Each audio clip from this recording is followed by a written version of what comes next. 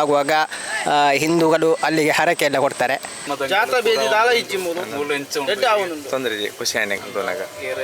ಒಂದೇ ದೋಣಿಯಲ್ಲಿ ಹಿಂದೂಗಳು ಮುಸ್ಲಿಮರು ಆ ಕಡೆಯಿಂದ ಈ ಕಡೆಗೆ ಈ ಕಡೆಯಿಂದ ಆ ಕಡೆಗೆ ಹೋಗಿ ಆ ಅಯೋಧ್ಯೆ ಘಟನೆ ಸಂದರ್ಭದಲ್ಲಿ ಸೌಹಾರ್ದತೆಯನ್ನು ಮೆರೆದಂಥ ಒಂದು ಊರು ಈ ಅಜಿಲಮುಗುರು ಮತ್ತು ಕಡಿಸುವಲ್ಲಿ ಈ ಊರು. ಮಾಲಿದ ಅಂದರೆ ರೋಗ ಮದ್ದು ಎಂದಾಗಿರ್ತದೆ ಅರಬಿಯಲ್ಲಿ. ಅದರ ಅರ್ಥ ಕಳೆದ 752 ವರ್ಷದಿಂದ ನೀಡ್ತಾ ಬಂದಿರುವಂತಹ ಒಂದು ಪ್ರಸಾದವಾಗಿರ್ತದೆ. DTV ಕನ್ನಡ, ಇದು ಕನ್ನಡಿಗರ ಕಣ್ಣು. ಪ್ರಿಯ ವೀಕ್ಷಕರೇ, ನಾವಿಂದು ಬಂಟ್ವಾಳ ತಾಲೂಕಿನ ಅಜಿಲಮಗುರು ಎಂಬಲ್ಲಿದ್ದೇವೆ. ಇತಿಹಾಸ ಪ್ರಸಿದ್ಧ ಬಾಬಾ ಫಕ್ರುದ್ದೀನ್ ಇವರ ಉರುಸ್ ಕಾರ್ಯಕ್ರಮ ವಿಜೃಂಭಣೆಯಿಂದ ಇಲ್ಲಿ ನಡೆಯುತ್ತಿದೆ. ಹಿಂದೂ ಮುಸ್ಲಿಂ ಭಾವೈಕ್ಯತೆಗೆ ಹೆಸರುವಾಸಿಯಾಗಿರುವಂಥ ಈ ಅಜಿಲಮಗುರು ಮಸೀದಿ ಒಂದು ಕಡೆಯಾದರೆ, ಇತಿಹಾಸ ಪ್ರಸಿದ್ಧವಾಗಿರುವಂತಹ ಕಡೆ ಶಿವಾಲಯ ಶ್ರೀ ನರಸಿಂಹ ಲಕ್ಷ್ಮೀ ದೇವಸ್ಥಾನ ಮತ್ತೊಂದು ಕಡೆ. ಇದರ ಮಧ್ಯದಲ್ಲಿ ನೇತ್ರಾವತಿ ನದಿ ಹರಿಯುತ್ತಿದ್ದಾಳೆ. ಒಂದು ಸಾಮರಸ್ಯಕ್ಕೆ ಹೆಸರುವಾಸಿಯಾಗಿರುವಂಥ ಈ ಅಜಿಲಮಗುರು ಇಂದಿಗೂ ಕೂಡ ತನ್ನ ಕೋಮು ಸಾಮರಸ್ಯವನ್ನು ಉಳಿಸಿಕೊಂಡು ಬಂದಿದೆ. ನೋಡೋಣ ಈ ಒಂದು ಸುಂದರ ವಿಜೃಂಭಣೆಯ ಈ ಉರೂಸಿನ ಕಾರ್ಯಕ್ರಮದಲ್ಲಿ ಇಲ್ಲಿಯ ಜನರೊಂದಿಗೆ ಒಂದಷ್ಟು ಇಲ್ಲಿನ ಕೋಮು ಸಾಮರಸ್ಯ, ಇಲ್ಲಿನ ಇತಿಹಾಸ, ಒಂದಷ್ಟು ಪವಾಡಗಳ ಬಗ್ಗೆ ಇಲ್ಲಿನ ಜನತೆಯೊಂದಿಗೆ ತಿಳಿದುಕೊಂಡು ಬರೋಣ ಬನ್ನಿ. ಇಲ್ಲಿಯ ನಿವಾಸಿಯೊಬ್ಬರು ಕುಶಾಲಪುರವರು ನಮ್ಮ ಜೊತೆಗಿದ್ದಾರೆ. ನೋಡೋಣ ಅವರ ಜೊತೆ ಈ ಉರುಸಿನ ಬಾಂಧವ್ಯ ಹಾಗೂ ಇಲ್ಲಿನ ಸಾಮರಸ್ಯಗಳ ಬಗ್ಗೆ ಒಂದಷ್ಟು ಮಾತಾಡೋಣ ಬನ್ನಿ. ನಾನು ಹುಟ್ಟಿ ಸರ್ 42 ವರ್ಷ ಆಯಿತು. ಇಷ್ಟ ತನಕ ಇಲ್ಲಿ ಯಾವುದೇ ಗಲಾಟೆ ಗೊಂದಲ ನಡೀತಿರಲಿಲ್ಲ. ಆದರೆ ವರ್ಷಕ್ಕೊಂದು 3 ಸಾರಿ 4 ಸಾರಿ ನಾವು ಹಿಂದೂ ಮುಸ್ಲಿಂ ಒಟ್ಟಿಗೆ ಸೇರಿ ಈ ಜಾತ್ರೋತ್ಸವ ಆಗಲಿ ಉರುಸಾಗಲಿ ಒಟ್ಟಿಗೆ ಸೇರಿ ಮಾಡ್ತೇವೆ. ಹಾಗೆಯೇ ಉರುಸಿಗೆ ಆಗುವಾಗ ಹಿಂದೂಗಳು ಅಲ್ಲಿಗೆ ಹರಕೆ ಎಲ್ಲ ಕೊಡ್ತಾರೆ. ಹಾಗೆಯೇ ನಮ್ಮ ದೇವಸ್ಥಾನದಲ್ಲಿ ಇದ್ದಾಗ ಜಾತ್ರೋತ್ಸವ ಆಗುವಾಗ ಅವರು ಇಲ್ಲಿಗೆ ಹರಕೆ ಎಲ್ಲ ಕೊಡ್ತಾರೆ. ಹಾಗೆ ಯಾವುದೇ ಗಲಾಟೆ ಗೊಂದಲ ಇಲ್ಲ. ಅದು ಭಾರಿ ಡೀಸೆಂಟ್ ಆದ ಏರಿಯದು. ಯಾವುದೇ ಈ ಕೊರೋನಾ ಟೈಮ್ನಲ್ಲಿ ಆಗಲಿ ಯಾವುದೇ ಇದ್ದಿದ್ದರೂ ಜನಗಳು ಇಲ್ಲಿಗೆ ಬರ್ತಿದ್ದರು. ಯಾಕೆಂದರೆ ಇಲ್ಲಿ ಗಲಾಟೆ ಏನು ಗೊಂದಲ ಆಗ್ತಿರಲಿಲ್ಲ. ಹಾಗೆ ಕಡೇಶ್ವರ ದೇವಸ್ಥಾನದಲ್ಲಿ ಜಾತ್ರೆ ನಡೆಯುವಾಗ ಬಾಬಾ ಫಕ್ರುದ್ದೀನ್ ರವರ ಮಸೀದಿ, ಅಜಿಲಮಗುರು ಮಸೀದಿಯಲ್ಲಿ ಏನೋ ಒಂದು ದೀಪ ಹೊತ್ತಿಸಿಡುವಂಥ ಅಂಥ ಒಂದು ಸಂಪ್ರದಾಯ ಇತ್ತು ಅಂತ ಕೇಳಲ್ಪಟ್ಟಿತ್ತು. ಏನು ಅದರ ವಿಶೇಷ? ತಂದೆಯವರೆಲ್ಲ ಹೇಳ್ತಿದ್ರು, ಅಲ್ಲಿಗೂ ಆ ಅಜಿಲಮಗುರಿಗೂ ಇಲ್ಲಿ ಲಕ್ಷ್ಮೀ ದೇವರಿಗೂ ನಂಟುಂಟು ಅಂತ ಹೇಳ್ತಿದ್ರು. ಅಲ್ಲಿ ಉರುಸು ಆಗುವಾಗ 1 ಡಬ್ಬ ಎಣ್ಣೆ ಕೊಡಬೇಕು ಅಂತ ಇಲ್ಲಿಂದ ಇತ್ತು, ಕಡೇಶ್ವರದಿಂದ. ಈಗಲೂ ಆ ಸಂಪ್ರದಾಯ ಇದೆಯಾ? ಅದು ಈಗ ಸರಿಯಾಗಿ ನಂಗೆ ಗೊತ್ತಾಗೋದಿಲ್ಲ, ಆಯ್ತಿಲ್ಲ. ನೀವು ಸಂಪ್ರತಿ ಉರುಸಿಗೆ ಬರ್ತಾ ಇರ್ತೀರಿ? ನಾನು ವರ್ಷಂಪ್ರತಿ ಅಂತ ಹೇಳಿದ್ರೆ 2ನೇ ದಿವಸ, ಉರುಸಿನ 2ನೇ ದಿವಸ ಹೋಗಿ ಎಲ್ಲ ಮಕ್ಕಳನ್ನೆಲ್ಲ ಕರ್ಕೊಂಡು ಹೋಗಿ ಖಾಲಿ ನಾನು ಮಾತ್ರ ಅಲ್ಲ, ಹೆಂಗಸರು ಅವರು ಎಲ್ಲ ಸೇರಿ ಒಂದು ಸಾಧಾರಣ ಮನೆಯವರೆಲ್ಲ ಸೇರಿ ಒಂದು 500 ಜನ ಸಹ ಆಗ್ತದೆ. ನಾವು ಒಟ್ಟಿಗೆ ಸೇರಿ ಹೋಗ್ತೇವೆ. ನೀವು ಇಷ್ಟರ ತನಕ ಇವಾಗ ಅಲ್ಲಲ್ಲಿ ಧರ್ಮದಂಗಳುಗಳು ಎದ್ದಿದೆ, ಅಲ್ಲಿ ಹೋಗ್ಬಾರ್ದು ಇಲ್ಲಿ ಹೋಗ್ಬಾರ್ದು ಆ ರೀತಿ ಅದಕ್ಕೆ ನಾನು ಇದೇ ಆಸ್ಪದನೆ ಕೊಡೋದಿಲ್ಲ. ನನಗೆ ಮನಸ್ಸು ತೋಚಿದ ಹಾಗೆ ಮಾಡೋದು. ಮತ್ತೊಬ್ಬರು ಹೇಳ್ತಾರೆ ಅಂತೇಳಿ ಅದಕ್ಕೆ ನಾನು ಏನು ಆಸ್ಪದ ಕೊಡೋದಿಲ್ಲ. ಖುಷಿ ಆಣೆ ಜಾತ್ರೆ ತೊಂದರೆ ಪೂರ ಒಂಜೆ ಲೆಕ್ಕ ತೊಂದರೆ ತಾಲಜಿ ಎಡ್ಡೆ ಬೇರೆ ಪೂರ ಅವನುಂಡು ತೊಂದರೆ ಪಂಡ ಅವಳು ಧರ್ಮದ ಜಾತ್ರೆ ಬೇದಿ ದಾಳ ಇಜ್ಜಿ ಮೂರು ಎಡ್ಡೆ ಅವನುಂಡು ತೊಂದರೆ ಖುಷಿ ಆಣೆ ಪಾಡ್ಯರು ಈಜಿ ದಲ್ಕೊಂತಿದ್ಯರು ಬೇರೆ ಅವನುಂಡು ಬೆಲ್ತಂಗ ಪುದರ್ ರವಿ. ಇಲ್ಲಿದ ಉರುಸು ಈ ವರ್ಷದ 752ನೇ ವರ್ಷದ ಉರುಸಾಗಿದೆ. ನಿನ್ನೆ ತುಂಬ ಜನ ಇದ್ದರು, ಇವತ್ತು ಕೂಡ ಜನ ಬರ್ತಾ ಇರ್ತಾರೆ, ಹೋಗ್ತಾ ಇರ್ತಾರೆ. ಎಲ್ಲ ಅಲ್ಲಿ ಸ್ಟಾಲೆಲ್ಲ ಉಂಟು. ಜನಗಳಿಗೆ ತುಂಬ ಖುಷಿಯಾಗ್ತಾ ಇದೆ. ಯಾಕೆಂದರೆ ಮಾಲಿದ ಉರುಸು ಅಂದರೆ ಎಲ್ಲರಿಗೆ ಗೊತ್ತಿರುವ ಉರುಸು ಅದಾಗಿದೆ. ಓಕೆ, ನಿಮ್ಮ ಪ್ರೀತಿಯ ಇಲ್ಲಿ ಅದೇ 752 ವರ್ಷ. ನಾನು ಎಲ್ಲ ವರ್ಷ ಇಲ್ಲಿ ಬರ್ತಾ ಇರ್ತೀನಿ ನಾನು. ಓಕೆ. ಇಲ್ಲಿ ಇಷ್ಟೊಂದು ಜನಸಾಗರ ಹರಿದು ಬರಲು ಬಹು ಮುಖ್ಯವಾದಂಥ ಕಾರಣವಾಗಿದೆ ಮಾಲಿದ ಎಂಬುದು. ಅಕ್ಕಿಯ ರೊಟ್ಟಿಯನ್ನು ಇಲ್ಲಿ ಕಾಯಿಸಿ ಅದಕ್ಕೆ ಒಂದಷ್ಟು ಬೆಲ್ಲಗಳನ್ನು ಹಾಕಿ ಒಂದಷ್ಟು ತುಪ್ಪಗಳನ್ನು ಸವೆದು ಕುಟ್ಟಿ ಪುಡಿ ಮಾಡಿ ಈ ಒಂದು ದರ್ಗಾ ಶರೀಫ್ ಅಥವಾ ಈ ಒಂದು ಮಸೀದಿಗೆ ಇಲ್ಲಿನ ಉರುಸಿನ 2ನೇ ದಿನದಂದು ಈ ಊರಿನ ಸಮಸ್ತ ಎಲ್ಲ ಮುಸಲ್ಮಾನ್ ಬಾಂಧವರು ಇಲ್ಲಿಗೆ ಬಂದು ತಂದೊಪ್ಪಿಸುತ್ತಾರೆ. ಅದನ್ನು 3ನೇ ದಿನದಂದು ಇಲ್ಲಿ ಬರುವಂತಹ ಲಕ್ಷಾಂತರ ಜನರಿಗೆ ಅದನ್ನು ಪ್ರಸಾದ ರೀತಿಯಲ್ಲಿ ವಿತರಿಸುತ್ತಾರೆ. ಈ ರಾಷ್ಟ್ರದಲ್ಲಿ ನೋಡಿದರೂ ಕೂಡ ಆಂಧ್ರ ಪ್ರದೇಶದ ಪೆಣಗೊಂಡ, ತದನಂತರ ಇಲ್ಲಿ ಅಜಿಲಮೊಗರಿನಲ್ಲಿ ಆಗಿದೆ ಇಂತಹ ಪ್ರಸಾದಗಳು ಸಿಗೋದು. ಒಂದು ಒಳ್ಳೆಯ ಖಾದ್ಯ ರೀತಿಯಂತಹ ಒಂದು ಒಳ್ಳೆಯ ಪ್ರಸಾದಗಳು ಸಿಗುವಂಥ ಈ ಒಂದು ಸನ್ನಿಧಾನದಲ್ಲಿ ಅಷ್ಟೇ ಪವಾಡಗಳಿವೆ. ಸೈಯದ್ ಬಾಬಾ ಫಕ್ರುದ್ದೀನ್ ಮತ್ತು ಅವರ ಶಿಷ್ಯರಾದಂಥ ಜಕರಿಯಾ ವಲಿಯರವರ ಬಹುದೊಡ್ಡ ಪವಾಡಗಳ ಒಂದು ಅಗ್ರಗಣೀಯ ಸ್ಥಳವಾಗಿದೆ ಈ ಒಂದು ಅಜಿಲಮೊಗರು. ಲಕ್ಷಾಂತರ ಬರುತ್ತಿರುವಂತಹ ಈ ಒಂದು ಸತ್ಯವಿಶ್ವಾಸಿಗಳು ಇಲ್ಲಿನ ಪ್ರಸಾದಗಳನ್ನು ಕೊಂಡೊಯ್ಯಲು ಮುಗಿಬೀಳುತ್ತಾರೆ. ಇತಿಹಾಸ ಪ್ರಸಿದ್ಧ ಅಜಿಲಮೊಗರು ಮಸೀದಿಯ ಖತೀಬ್ ಉಸ್ತಾದರಾಗಿರುವಂತಹ ತ್ವಾಹ ಸಾಯಿದ್ ಉಸ್ತಾದರು ನಮ್ಮ ಜೊತೆಗಿದ್ದಾರೆ. ನೋಡೋಣ ಇಲ್ಲಿನ ಪವಾಡಗಳು ಅಥವಾ ಇಲ್ಲಿನ ಇತಿಹಾಸಗಳ ಬಗ್ಗೆ ಒಂದಷ್ಟು ಅವರಿಂದ ಮಾಹಿತಿ ಪಡೆದುಕೊಳ್ಳೋಣ. ಅಜಿಲಮೊಗರು ಆತ್ಮೀಯ ವೀಕ್ಷಕರೇ, ಅಜಿಲಮೊಗರು ಎಂಬಂತಹ ನಮ್ಮ ಈ ಊರು ದಕ್ಷಿಣ ಭಾರತದ ಇತಿಹಾಸ ಪ್ರಸಿದ್ಧ ಸಂದರ್ಶನ ಕೇಂದ್ರವಾಗಿರುತ್ತದೆ. ಇಲ್ಲಿಯ ಈ ಮಸೀದಿ ನೀವು ಕಾಣುತ್ತಿರುವಂತೆ ಬಹಳಷ್ಟು ಹಿಸ್ಟೋರಿಕಲ್ ಒಂದು ಇತಿಹಾಸ ಪ್ರಸಿದ್ಧವಾದಂತಹ ಮಸೀದಿಯಾಗಿರ್ತದೆ. ಮಸೀದಿಯ ಕಲೆ, ಅದರ ವೈಭವ, ಅದೆಲ್ಲವೂ ಹಲವಾರು ಇತಿಹಾಸಗಳನ್ನೇ ನಮಗೆ ಎತ್ತಿ ತೋರಿಸ್ತಾ ಇದೆ. ಈ ಒಂದು ಮಸೀದಿಗೆ ತುಂಬ ಹಿನ್ನೆಲೆ ಇದೆ. ಸಂಕ್ಷಿಪ್ತವಾಗಿ ಹೇಳುವುದಾದರೆ ಇಲ್ಲಿ ಎಲ್ಲರೆಡೆಯಲ್ಲಿ, ಎಲ್ಲ ಧರ್ಮೀಯರೆಡೆಯಲ್ಲಿ ಕೂಡ ಪ್ರಖ್ಯಾತವಾಗಿರುವಂತಹ ಪಳ್ಳಿ ಶೇಖ್ ಎಂದು ಕರೆಯಲ್ಪಡುವಂತಹ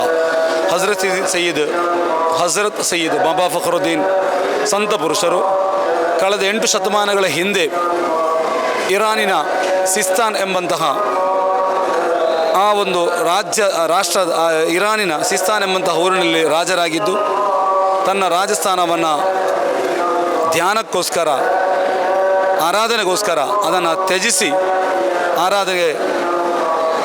ಆರಾಧನೆಯಲ್ಲಿ ತಲ್ಲೀನಲಾಗಲಿಕ್ಕೋಸ್ಕರ ಇರಾನ್ನಿಂದ ನಮ್ಮ ಭಾರತಕ್ಕೆ ಬಂದರು. ಭಾರತಕ್ಕೆ ಬಂದು ಭಾರತದಲ್ಲಿ ಹಲವಾರು ಕಡೆಗಳಲ್ಲಿ ಸಂಚರಿಸಿ ಆರಾಧನಾ ಕರ್ಮಗಳಲ್ಲಿ ತಲ್ಲೀನರಾಗಿ ಭಾರತದ ವಿವಿಧ ಕಡೆಗಳಿಗೆ ಅವರು ಸಂಚರಿಸಿದರು. ಜನಕಲ್ಯಾಣದಲ್ಲಿ ಮುನ್ನುಗ್ಗುತ್ತಾ, ಆರಾಧನೆಯಲ್ಲಿ ತಲ್ಲೀನರಾಗುತ್ತಾ, ಜನರ ಸೇವೆಗಾಗಿ ಹಲವಾರು ರೀತಿಯ ಕರ್ಮಗಳನ್ನು ಮಾಡ್ತಾ ಮುಂದಕ್ಕೆ ಸಂಚರಿಸಿ ಹಜರತ್ ಸಯ್ಯದ್ ಬಾಬಾ ಫಕ್ರುದ್ದೀನ್ ಎಂಬಂತಹ ಸಂತ ಪುರುಷರು ಮದೀನಾಕ್ಕೆ ಹೋಗಿ ಪ್ರವಾದಿವರ ಸ್ವಪ್ನವನ್ನು ಕಂಡು ತಿರುಚಿರಾಪಲ್ಲಿ ಎಂಬಂತಹ ಲತ್ಖರ್ವಲಿ ಎಂಬಂತಹ ದೊಡ್ಡ ಸಂತ ಪುರುಷರನ್ನು ಭೇಟಿಯಾಗಿ ಅವರ ನಿರ್ದೇಶನ ಪ್ರಕಾರ ಅಜಿಲಮೊಗರು ಎಂಬಂತಹ ನಮ್ಮ ಊರಿಗೆ ತಲುಪಿದ್ದಾರೆ. ಇಲ್ಲಿ ತಲುಪಿ ಇಲ್ಲಿಯ ಅರಸರಾಗಿದ್ದಂತಹ ಅಜಿಲ ಎಂದು ಪ್ರಖ್ಯಾತರಾದಂತಹ ಅರಸರು ಅವರೊಂದಿಗೆ ಇವರ ಒಂದು ಪವಾಡಗಳನ್ನು ಕಂಡು, ಇವರ ಸದ್ಗುಣಗಳನ್ನು ಕಂಡು, ಇವರ ಜನರೊಂದಿಗಿರುವಂತಹ ಜನಸೇವೆಯ ಮನೋಭಾವವನ್ನು ಕಂಡು ಇವರಲ್ಲಿ ಆಕರ್ಷಿತರಾಗಿ ಇವರಿಗೆ ಬೇಕಾದಂತಹ ವ್ಯವಸ್ಥೆಗಳನ್ನು ಮಾಡಿಕೊಟ್ರು. ಅವತ್ತೇ ಇಲ್ಲಿ ಹಲವಾರು ಪವಾಡಗಳನ್ನು ಸೃಷ್ಟಿಸುವುದರೊಂದಿಗೆ ಜನರ ಹಿತಕ್ಕಾಗಿ, ಜನರ ಬೆಳವಣಿಗೆಗಾಗಿ, ಜನರ ಉನ್ನತಿಗಾಗಿ ಹಲವಾರು ಸೇವೆಗಳನ್ನು ಗೈದು ಇಲ್ಲಿ ಒಂದು ಮಸೀದಿಯನ್ನು ನಿರ್ಮಿಸಿ ಇಲ್ಲಿಂದ ಕರ್ನಾಟಕದ ಪೊಳಲಿ, ಒಳವೂರಂತಹ ಕಡೆಗಳಿಗೆ ಸಂಚರಿಸಿ ಅಲ್ಲಿಂದ ನೇರವಾಗಿ ಆಂಧ್ರ ಪ್ರದೇಶದ ಪೆನ್ಕೊಂಡ ಎಂಬಲ್ಲಿ ಹೋಗಿ ಅಲ್ಲಿ ಕೂಡ ಜನ ಸೇವೆಗಳನ್ನು ಮಾಡುತ್ತಾ ಅಲ್ಲಿ ನಮ್ಮಿಂದ ಅಗಲಿ ಅಲ್ಲಿ ಅವರ ಗೋರಿ ಇದೆ. ಅಜಿಲಮೊಗರಿನಲ್ಲಿ ಅವರ ಶಿಷ್ಯರಾದಂತಹ ಜಕರಿಯಾ ವಲಿ ಎಂಬಂತಹ ಅವರ ಗೋರಿ ಇದೆ. ಇಲ್ಲಿ ಮಹತ್ವ ಎಂಬಂತೆ ಇಲ್ಲಿ ಮಾಲಿದ ಎಂಬ ಪ್ರಸಾದವನ್ನು ನೀಡುತ್ತಾರೆ. ಏನು ಇದರ ವಿಶೇಷತೆ? ಮಾಲಿದ ಎಂಬುದು ಒಂದು ಅರಬಿಕ್ ಪದವಾಗಿರುತ್ತದೆ. ಮಾಲಿದ ಅಂದರೆ ರೋಗ ಮದ್ದು ಎಂದಾಗಿರ್ತದೆ ಅರಬಿಯಲ್ಲಿ. ಅದರ ಅರ್ಥ ಒಂದು ಮಾಲಿದ ಎಂಬಂತಹ ವಸ್ತು ಇಲ್ಲಿಯ ಪ್ರಸಾದವಾಗಿ ಜನರಿಗೆ ನಾವು ನೀಡ್ತಾ ಬಂದಿದ್ದೇವೆ. ಕಳೆದ 752 ವರ್ಷದಿಂದ ನೀಡ್ತಾ ಬಂದಿರುವಂತಹ ಒಂದು ಪ್ರಸಾದವಾಗಿರ್ತದೆ. ಇದು ಬಹಳಷ್ಟು ಜನರೆಡೆಯಲ್ಲಿ ಪ್ರಖ್ಯಾತಿ ಹೊಂದಿದಂತಹ ಪ್ರಸಾದವಾಗಿರ್ತದೆ. ಕರ್ನಾಟಕದಲ್ಲಿ ಇಲ್ಲಿ ಮಾತ್ರವೇ ಅದನ್ನು ವಿತರಿಸಲ್ಪಡ್ತಾ ಇದೆ. ಇದನ್ನು ತಿಂದವರಿಗೆ ಸಿಗುವಂತಹ ರೋಗ ಶಮನ ಸಹಿತವಿರುವಂತಹ ಹಲವಾರು ಫಲಗಳು ಜನರನ್ನು ಅವರು ಅನುಭವಿಸಿದಂತಹ ಇದರ ಮೂಲಕ ಸಿಕ್ಕಿದಂತಹ ಅನುಭವಗಳು ಅವರನ್ನು ಅದು ಸಿಗಬೇಕು ಎಂಬಂತಹ ಒಂದು ಬಹಳ ಆಸೆಯೊಂದಿಗೆ ಇಲ್ಲಿಗೆ ಸೆಳೆಯುತ್ತಾ ಇದೆ. ಈ ಉರುಸಿನ ಹೆಸರೇ ಮಾಲಿದ ಎಂಬುದಾಗಿರುತ್ತದೆ. ಒಂದು ಸಿಹಿ ತಿಂಡಿಯಾಗಿರುವಂತಹ ಪ್ರತ್ಯೇಕವಾದ ರೀತಿಯಲ್ಲಿ ಸಿದ್ಧಪಡಿಸುವಂತಹ ಆ ಒಂದು ಮಾಲಿದ ಎಂಬಂತಹ ವಸ್ತು ಕರಾವಳಿ ಹಾಗೂ ಆಸುಪಾಸಿನ ಊರುಗಳಲ್ಲೇ ಪ್ರಖ್ಯಾತವಾಗಿದೆ. ಮಸೀದಿಯಲ್ಲಿ ಒಂದು ದಿನ ಅದನ್ನು ಸಿದ್ಧಪಡಿಸಿ ವಿತರಿಸುವುದಾದರೆ ಮರುದಿನ ಇಲ್ಲಿ ಅಥವಾ ಅದರ ಮರುದಿನ ಇಲ್ಲಿ ಅಥವಾ ಇಂದಿನ ಈ ದಿನ ಇಲ್ಲಿ ಈ ಹೊರ ಊರಿನಿಗೆ ಬಂದವರಿಗೆ ಕೂಡ ಸಿಗುವಂತಹ ರೀತಿಯಲ್ಲಿ ವಿಶಾಲವಾದ ರೀತಿಯಲ್ಲಿ ವಿತರಿಸಲ್ಪಡ್ತಾ ಇದೆ. ಒಂದೊಂದು ಊರಿನ ಮನೆಗಳಲ್ಲಿ ಬಹಳಷ್ಟು ಆತ್ಮೀಯವಾಗಿ ಬಹಳಷ್ಟು ಆಧ್ಯಾತ್ಮಿಕ ಮನೋಭಾವದೊಂದಿಗೆ ಅದನ್ನು ಸಿದ್ಧಪಡಿಸಿ ಇಲ್ಲಿಗೆ ಒಂದೊಂದು ಊರುಗಳಿಂದ ಬಂದು ತಲುಪಿಸ್ತಾರೆ, ಮನೆಗಳಲ್ಲಿ ಮಾಡಿ ಸಿದ್ಧಪಡಿಸಿ ತಲುಪಿಸ್ತಾರೆ. ಅದನ್ನು ಇಲ್ಲಿ ನಾವು ವಿತರಿಸ್ತಾ ಇದ್ದೇವೆ.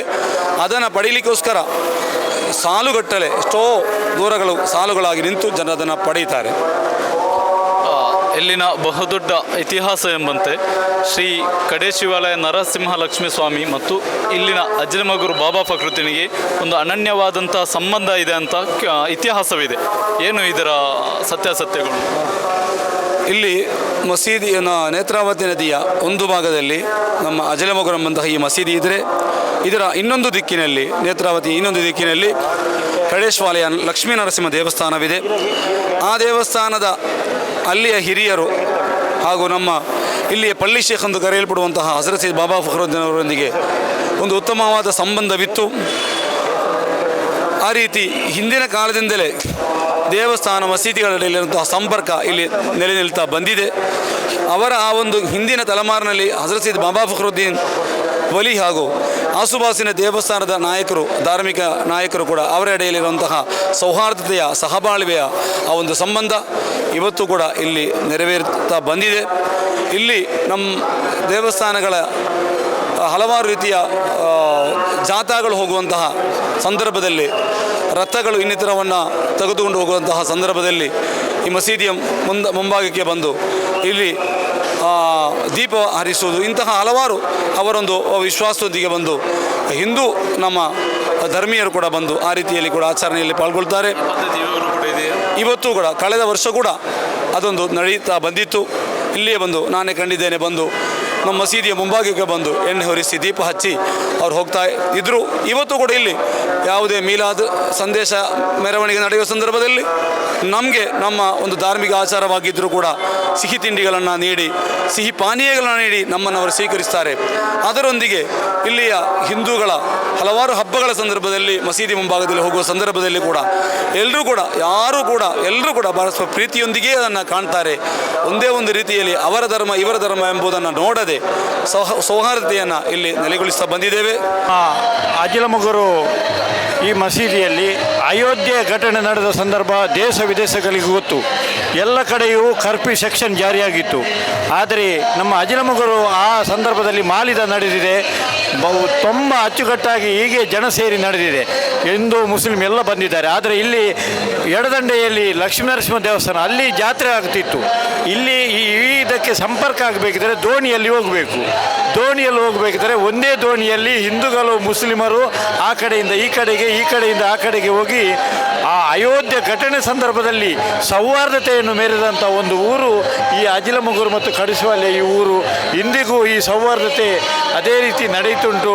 ಎಲ್ಲ ಹಿಂದೂಗಳು ನಿನ್ನೆಯ ಒಂದು ಸಂದರ್ಭದಲ್ಲಿ ನಮಗೆ ಒಂದು ಧರ್ಮಗುರುಗಳನ್ನು ಇಲ್ಲಿ ಪ್ರವಾಸನಕ್ಕೆ ಕರೆದುಕೊಂಡು ಬರಬೇಕಾದ್ರೆ 2 ಕಿಲೋಮೀಟರ್ ರೋಡು ಬ್ಲಾಕ್ ಆಗಿತ್ತು. ಇದರಲ್ಲಿ ತುಂಬ BJPಯ ಯುವಕರು ಇದ್ದಾರೆ. ಹಿಂದೂ ಯುವಕರು, ಅತಿ ದೊಡ್ಡ ಯುವಕರು ಆ ದಾರಿ ಬಿಡಿಸುವಲ್ಲಿ ಎಷ್ಟು ಸಹಕಾರ ಮಾಡಿದ್ದು ನಮಗೆ ಮನಸ್ಸಿಗೆ ಸಂತೋಷವನ್ನು ತಂದಿದೆ. ಒಂದು ಇಲ್ಲಿ ಮಾದರಿಯಾಗಿದೆ, ಸೌಹಾರ್ದತೆಯ ಒಂದು ಕೇಂದ್ರವಾಗಿದೆ. ಅದೇ ರೀತಿ ಈ ಸೇತುವೆಗೂ ಸೌಹಾರ್ದ ಸೇತುವೆ ಅಂತ ಹೆಸರು ಇಟ್ಟಿದ್ದಾರೆ. ಓಕೆ, ನಮಸ್ಕಾರ. DTV ಕನ್ನಡ, ಇದು ಕನ್ನಡಿಗರ ಕಣ್ಣು.